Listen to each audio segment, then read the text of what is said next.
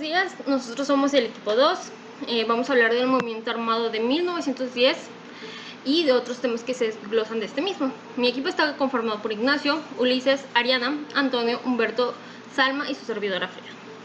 La Revolución Mexicana inicia para acabar con la dictadura de Porfirio Díaz, la cual termina oficialmente con la promulgación de la nueva Constitución de 1917, siendo esta la primera a nivel mundial en reconocer las garantías sociales y los derechos laborales colectivos.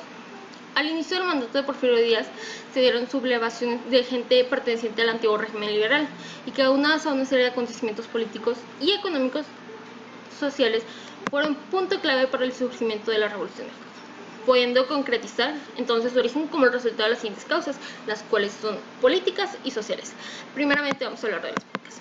Era un régimen envejecido ante la ausencia de integración o formación de nuevos dirigentes y el empuje natural de las nuevas generaciones. Realmente se hablaba de que estaba aunado a un liberalismo, pero no se veía así, ya que era una dictadura. Sí hubo mucha improvisación y muchas cosas nuevas, pero no había mucha libertad de decisiones como se podía ver actualmente. Y las sociales, la mala administración de la justicia, la riqueza acumulada en el poder de unos cuantos, como podrá interpretarse una oligarquía, la extrema pobreza de la mayoría de la gente, las condiciones infrahumanas de los campesinos, y esa parte de carecer de tierras, sufren el maltrato de los capataces, imperando en todo momento las condiciones de servidumbre. La gente se empezaba a cansar de estas condiciones como sociedad, como a nivel personal. Es decir, el poder solo recaía en unos cuantos, entonces eran muy pocas las probabilidades de que la gente pudiera subir, que pudiera mejorar. De igual forma, las condiciones de los obreros en las fábricas ante extensas jornadas de trabajo, que llevan desde las 14 a las 16 horas a cambio de un salario miserable e injusto. La adopción de la cultura francesa sobre la cultura nacionalista.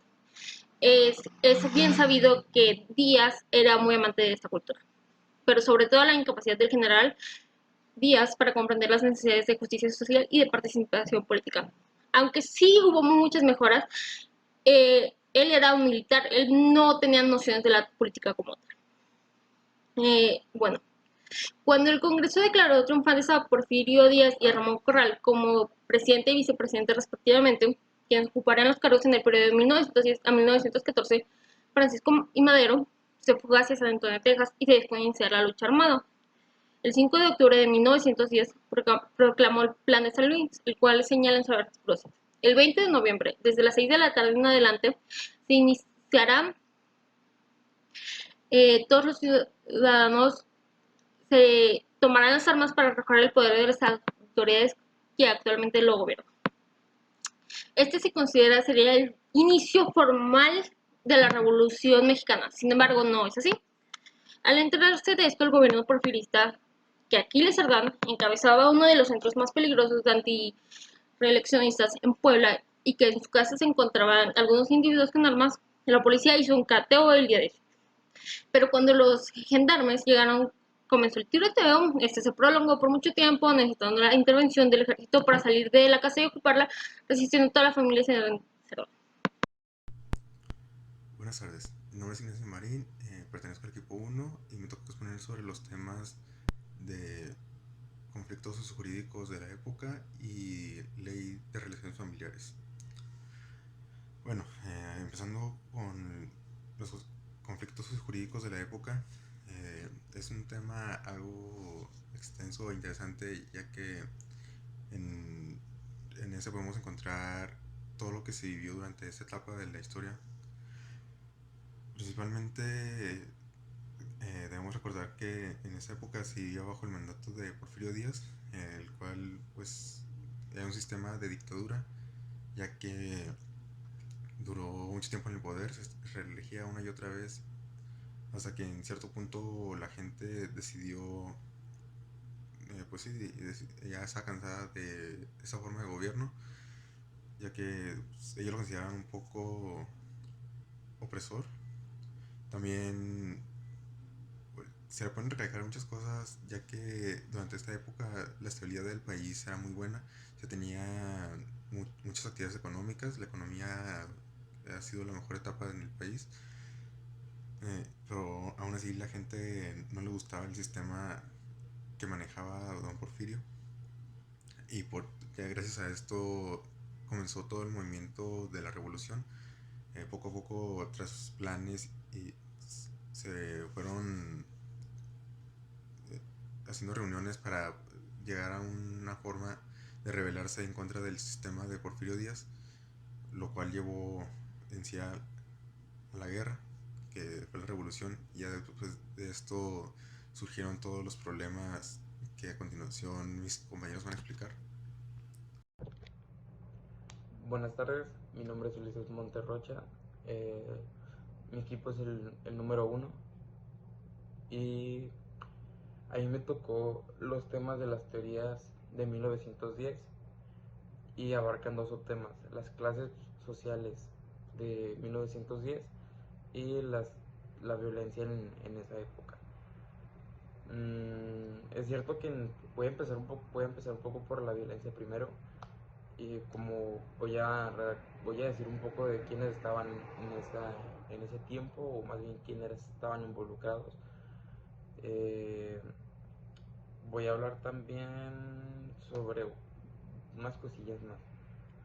Este, en el texto en el texto de la violencia de 1910 se habla de mucha violencia, y es cierto que había demasiada violencia en ese tiempo, pero no analizan una anécdota que se llama la fiesta de balas, que fue de los líderes Obregón, que fue el que empleó la violencia dirigida, y que empleó la violencia dirigida hacia sus enemigos por más tiempo. Es más, toleró hasta las ejecuciones sobre los villistas y los zapatistas de alto rango.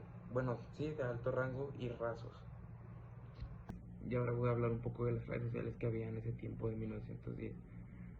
Pues es cierto que en 1910 las clases sociales eran como muy marcadas ya en base de hace años, siglos y generaciones, y el sistema que había en ese año de 1910 estaba solamente privilegiado para las personas empresariales, bueno, empresarios nacionales y extranjeros. Pues en ese caso porque venía ahí se me fue el nombre, Porfirio Díaz. Porfirio Díaz venía del mando, y él es el que había hecho como el país que fuera de ese tipo de cosas, porque aceptó, pues, o sea, el comercio internacional aquí en México, por así explicarlo más sencillo. Y pues condenaban más a las personas, pues a los indígenas, a los campesinos y a todas esas personas, y a los rancheros por sus casas, eran como más que nada como condenados a trabajar como el doble hacia ellos, ¿no? Y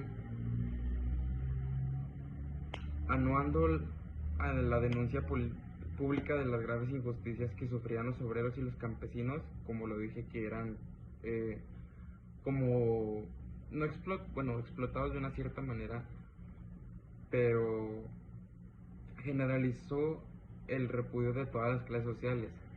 Paso a paso estas se articularon demandas políticas y económicas y sociales concretas para lograr una vida digna para todos los mexicanos.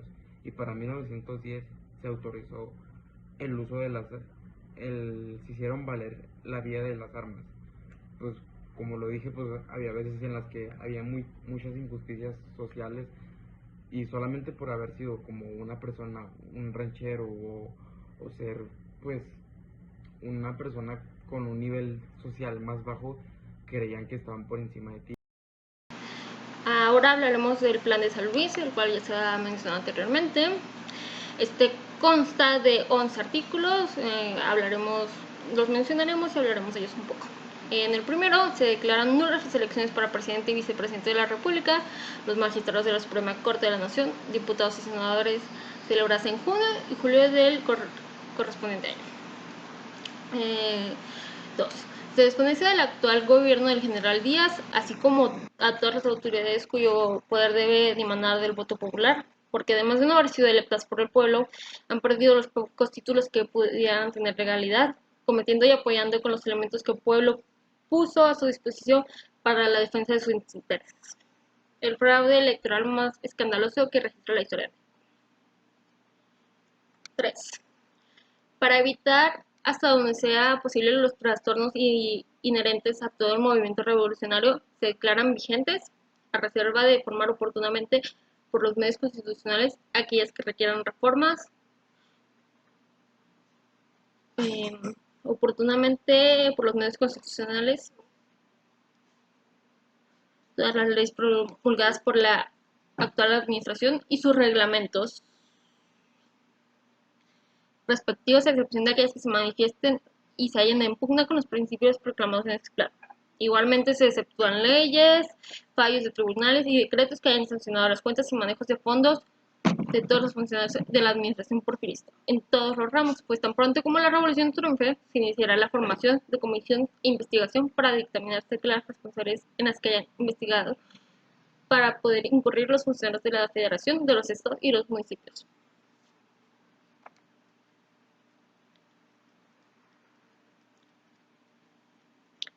Cuatro. Además de la Constitución y leyes vigentes, se declara ley suprema de la República el principio de la no reelección del presidente y vicepresidente de la República, de los gobernadores de los estados y los presidentes municipales, mientras se hagan las reformas constituyentes respectivas. Bueno, aunque esto no se aplica actualmente, del todo actualmente, ya que la reelección sí se usa. Número 5.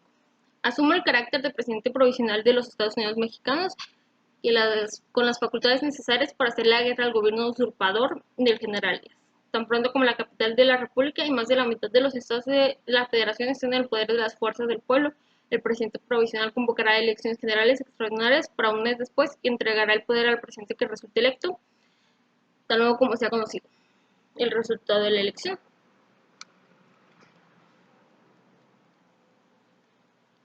El presidente provisional, antes de entregar el poder, dará cuentas al Congreso de la Unión del uso que haya hecho de las facultades que se le confiere al presidente.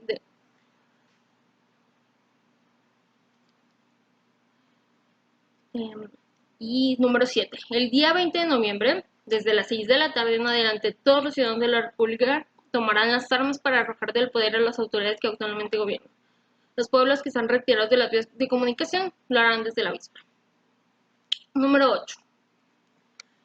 Cuando las autoridades presenten resistencia armada, se les obligará por las fuerzas de las armas a respetar la voluntad popular. Pero en este caso, las leyes de la guerra serán rigurosamente observadas, llamando especialmente la atención sobre las prohibiciones relativas a no usar balas explosivas ni fusilar a los prisioneros. También se llama la atención respecto al deber de todo mexicano de respetar a los extranjeros en sus personas e intereses. Número 9. Las autoridades que opongan resistencia a la realización de este plan serán reducidas a prisión para que se les juzgue por los tribunales de la República cuando la revolución haya terminado.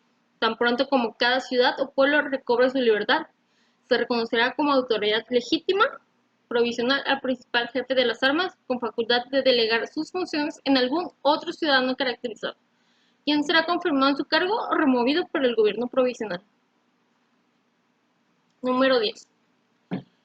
El nombramiento del gobernador provisional de cada estado que haya sido ocupado por las fuerzas de la revolución será hecho por el presidente provisional. Este gobernador tendrá estricta obligación de convocar a elecciones para gobernador constitucional del estado, tan pronto como sea posible, a juicio del presidente provisional. Se aceptan estas reglas los estados que de a 2 años a esta parte han sostenido campañas democráticas para cambiar el gobierno. Número 11. Las nuevas autoridades dispondrán de todos los fondos que se encuentran en todas las oficinas públicas para los gastos ordinarios de la administración, para los gastos de la guerra, contratarán empréstitos voluntarios o forzosos. Estos últimos solo con ciudadanos o instituciones nacionales.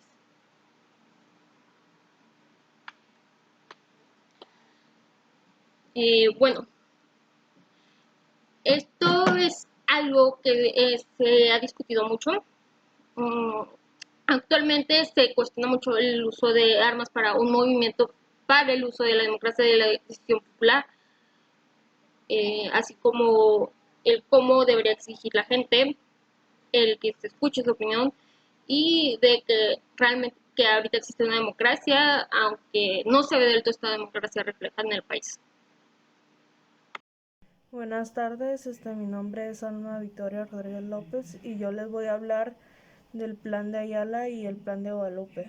Bueno, pues el Plan de Ayala fue un manifiesto que se promulgó el 28 de noviembre de 1911, que en el marco de la revolución por el cual el jefe es Emiliano Zapata, ya que al iniciar la revolución desconoció al presidente Francisco Madero, ya que acusó a quien ¿cómo se llama? Acusó de traicionar las causas campesinas. Bueno, y a través de eso, pues el plan de San Luis tuvo un incumplimiento, ya que promulgó en 1910, el cual él se comprometía a devolverle las tierras arrebatadas a los campesinos.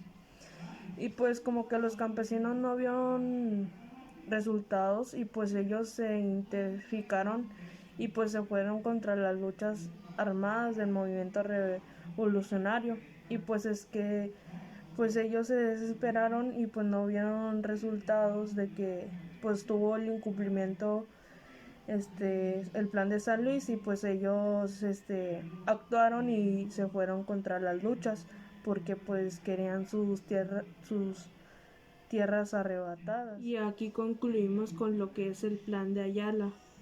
Y comenzamos con el plan de Guadalupe. Bueno, pues aquí después de la muerte de Francisco Madero, ante la usurpación de la silla, presidente general, que es Víctor Huerta, y el gobernador del estado de Coahuila, Venustiano Carranza, pues se lanzaron a la lucha armada ya para restituir el orden constitucional. El 26 de marzo de 1913, Carranza proclamó el Plan de Guadalupe, pues en el que se desconoció el gobierno del general Huerta, ya que pues además dio nombre a las Fuerzas Armadas, que pues organizó dominadas por el ejército constitucionalista, que pues de él se dignó como primer jefe, y pues comentó a la base para la creación del actual ejército mexicano, y pues representaba la defensa de las constituciones legalmente constituidas. Y finalmente, aquí concluimos con lo que es el Plan de Guadalupe. Muchas gracias. Ahora hablaremos del poder constituyente y la soberanía constitucional. El poder constituyente es la potencia originaria, extraordinaria y autónoma del cuerpo político de una sociedad que dicta las normas fundamentales para la organización y funcionamiento de su convivencia política y jurídica, pudiendo sustentar o cancelar la Constitución y su pretensión de validez. Esta potestad es la suprema capacidad y dominio del pueblo sobre sí mismo al darse su propia voluntad de una organización política y un ordenamiento jurídico. Así, el poder constituyente, en cuanto a protesta originaria, no deriva de ningún otro poder jurídico preexistente al interior de la sociedad.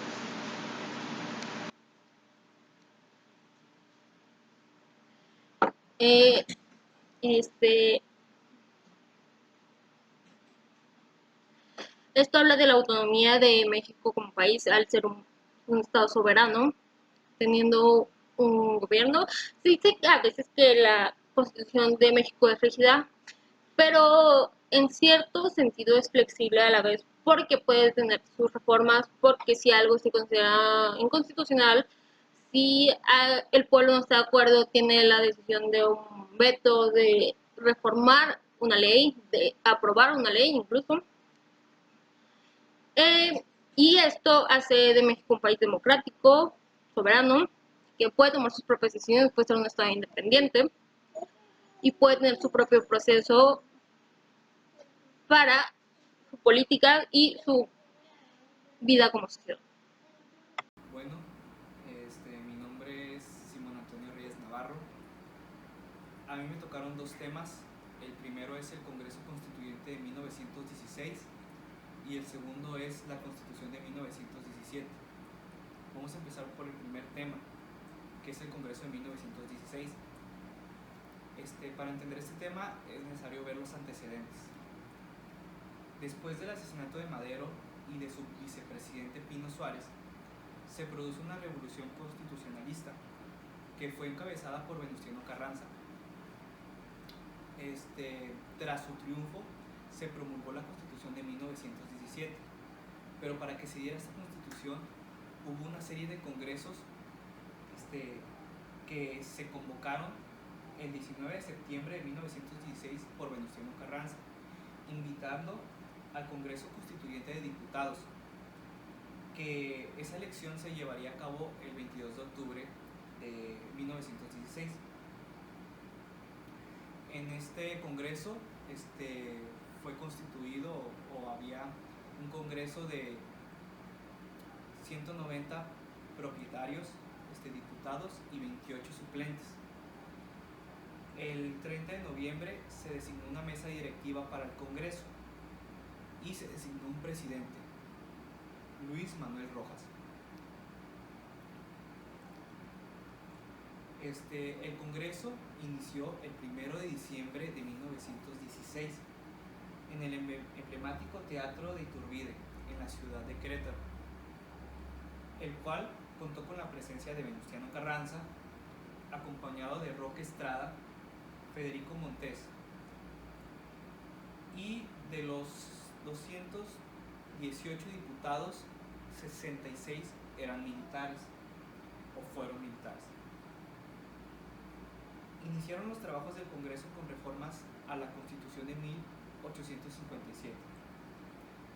El Congreso estaba constituido en 3 partes, es decir, que los 218 diputados se dividían en 3 facciones. La primera facción eran los jacobinos, se les conocía por radicales o izquierdistas. Eran seguidores de Álvaro Obregón con posturas extremistas en el ámbito laboral, agrario y laicismo. Estaba el segundo grupo, que eran los renovadores, estos encabezados por Carranza. Había un tercer grupo en menor cantidad, pero muy importante, ya que en varias ocasiones logró acercamientos entre los principales bandos, que eran los jacobinos y los renovadores.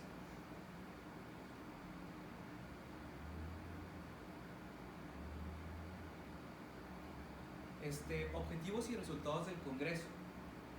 Como parte del acto de inauguración del mismo, Carranza presentó un resumen de las reformas propuestas para ser incluidas en la nueva Constitución, entre las cuales el juicio del amparo, la soberanía nominal de los estados, la libre concurrencia mercantil, la elección directa del presidente, la responsabilidad política y el sistema presidencial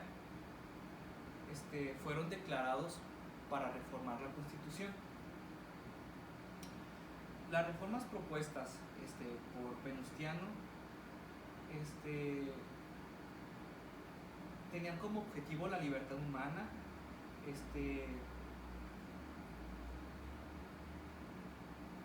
y promovió las reformas de garantías individuales.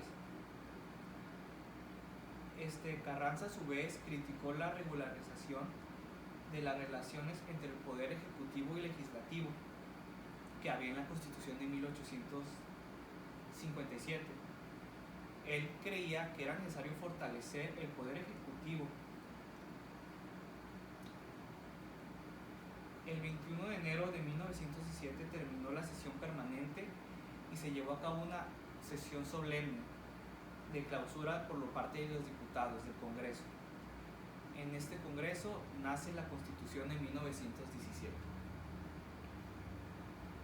El siguiente tema es la Constitución de 1917. Esta Constitución sigue vigente en la actualidad, es la que tenemos, y tiene una historia muy interesante. Se promulga el 5 de febrero de 1917 y fue la primera constitución en el mundo en incorporar los derechos sociales como garantías constitucionales.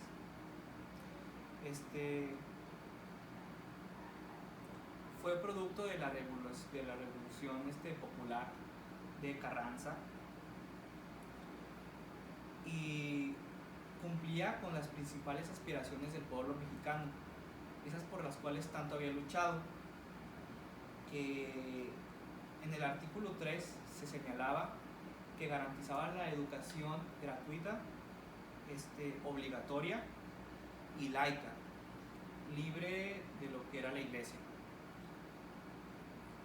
El artículo 27, muy importante, estableció la soberanía nacional sobre los recursos naturales, como el suelo, y sentó las bases para una profunda reforma agraria, para que los pueblos y las comunidades recuperaran las tierras que le habían sido quitadas.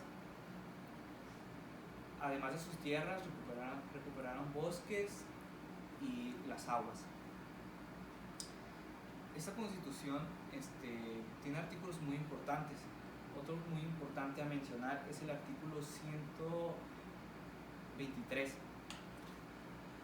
que incorporó las principales demandas por las cuales habían luchado los mexicanos, como reitero, derecho a la huelga, a la sindicalización, al salario mínimo y a una jornada máxima de trabajo.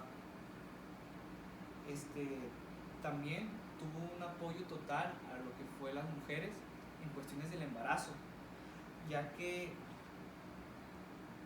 les permitía conservar su empleo, además de disfrutar de 90 días con un salario íntegro,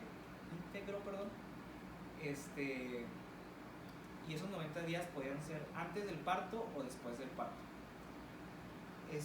También indemnización para los accidentes en el trabajo.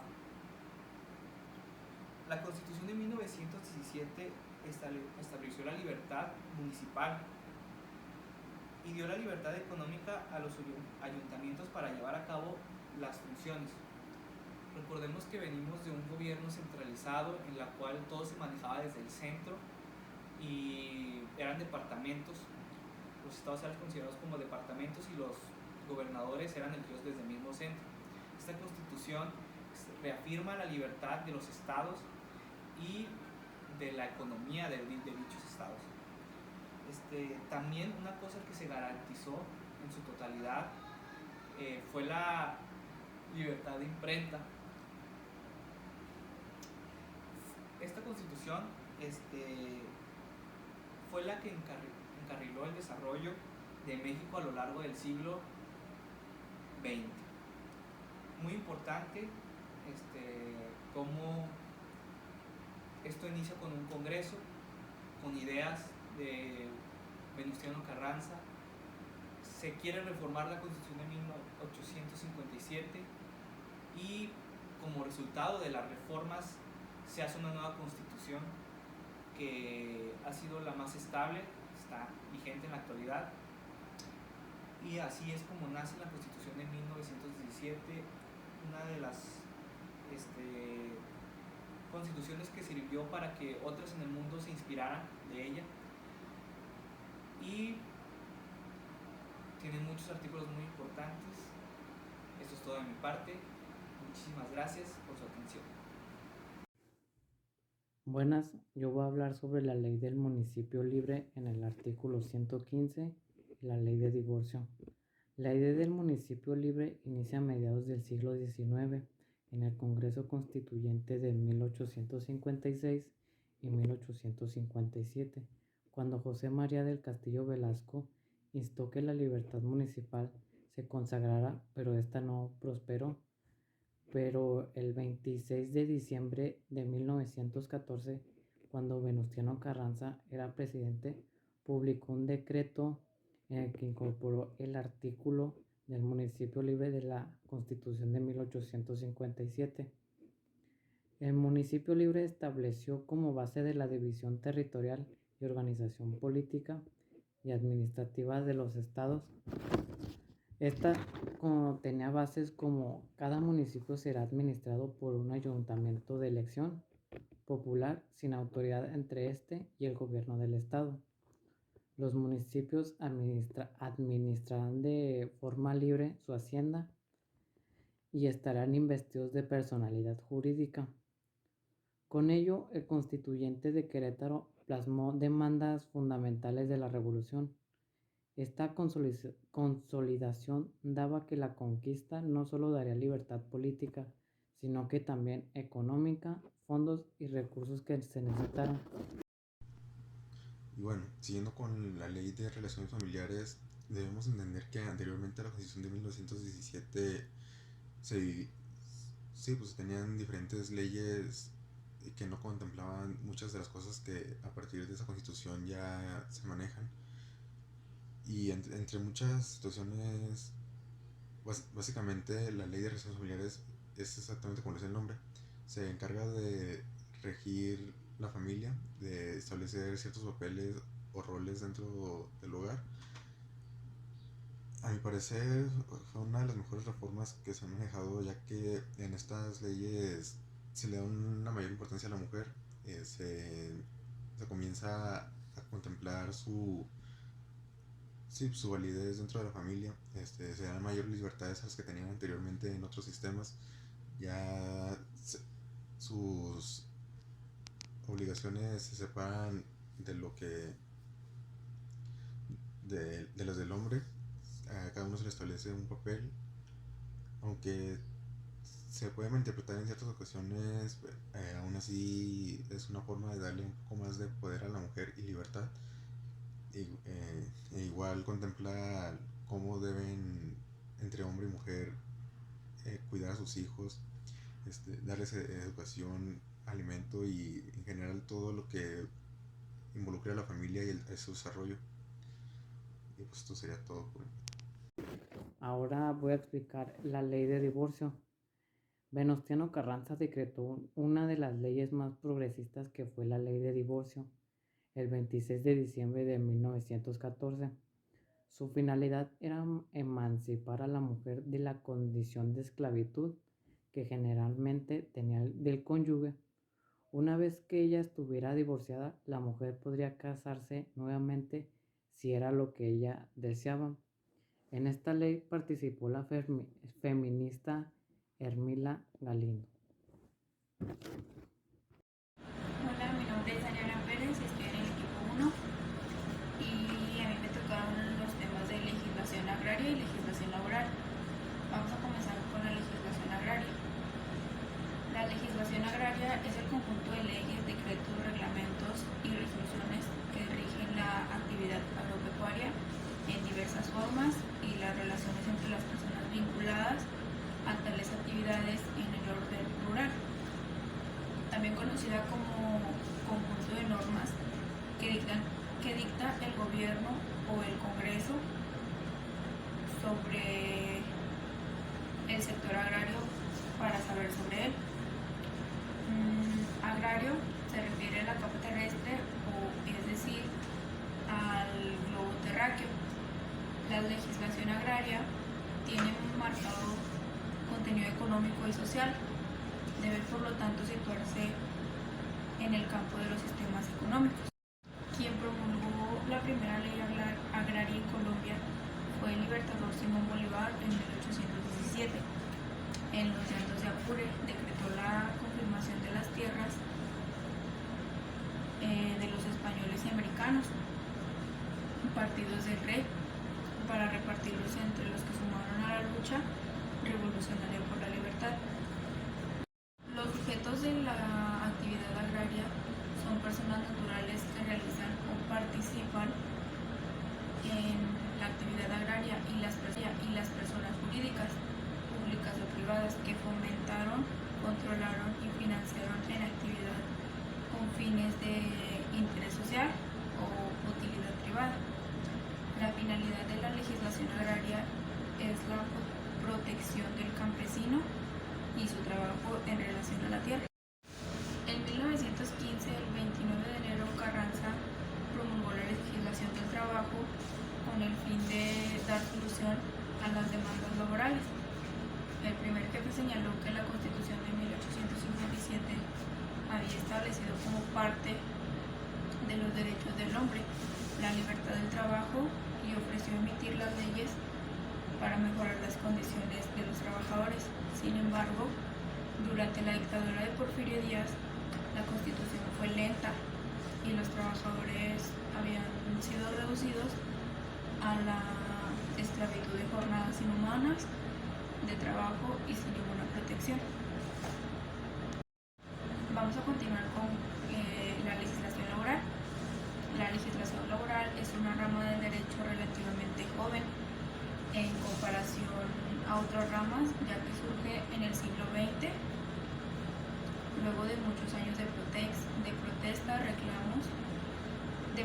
y reclamos por los sectores obreros que pedían mejores condiciones de trabajo, estabilidad y seguridad. Esta intenta ordenar adecuadamente el marco de las relaciones en el trabajo, pero pues sin embargo existe toda una serie de conflictos y problemas en el desarrollo de las actividades. Son actividades profesionales y algunas de las más comunes son la liquidación y el pago de salarios, que pues estos se deben hacer en fechas determinadas o por así decirlo en fechas importantes.